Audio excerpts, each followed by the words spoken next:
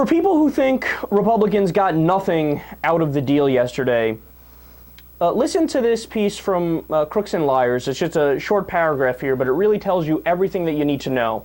Now, first of all, again, keep in mind, it's super important to realize they got the size budget that they want. They got the level of spending that they want, which is the sequester level spending, which is incredibly draconian. It's less spending than the original Ryan budget, which was already so tiny.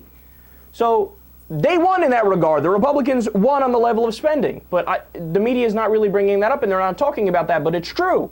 They got the level of spending that they wanted. But the other thing that they got was the fig leaf for Obamacare, which was income verification. It doesn't appear like much at face value, but here's where the article comes in. Quote, demanding real-time income verification would require technology that doesn't even exist for the financial sector. Needless to say, big banks and financial service firms have massive resources relative to the federal government, and they haven't been able to nail electronic income verification yet. They mostly ask people to mail or fax in forms proving income rather than submit them through the web, which leads to losing forms and multiple queries for data and all the rest.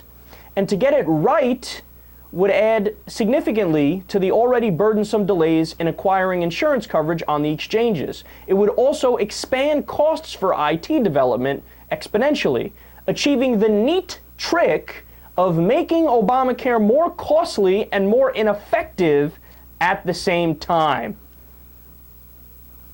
So, do you get what they're saying there?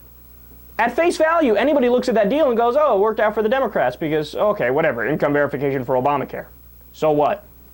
But they actually need to implement that. And they need to implement that on the websites that are already massively glitching because they're overcrowded. And this is adding, a whole nother section to it with a system that needs to be put in place that hasn't even been mastered by the people who have been trying to be mastering it for a long time, the financial services industry. So, look, man, this was kind of an evil genius trick on the part of the Republicans. Sabotage Obamacare a little bit more. It's already been a rocky rollout. Now, don't get me wrong. Of course, in the long run, it's going to work out because anything is better than our piss-poor healthcare system that was before that, right? But it's already, on the fritz, and then the Republicans come in and throw a wrench into the workings even more and do something like this, which is going to cause big problems, right? And they just explained why.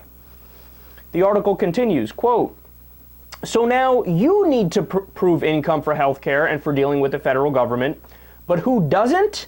Pharmaceutical companies, food processing companies, the fertilizer industry, and the financial industry. Fraud in federal programs mostly comes from healthcare providers bilking the government rather than individual subscribers.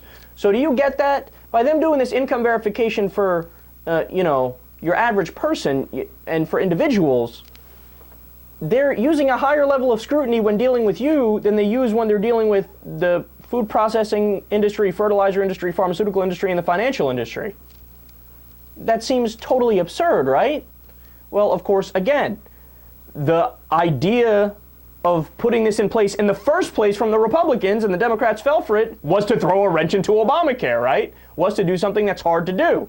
And also, let's be honest, when it comes to those other industries, they pay the politicians a tremendous amount of money, so they don't need income verification. They don't need to go through, some rigid regulation and enforcement and be looked at with a sharp eye. So they get to do whatever they want to do, and they still get their assistance from the federal government. But your average person who just needs health care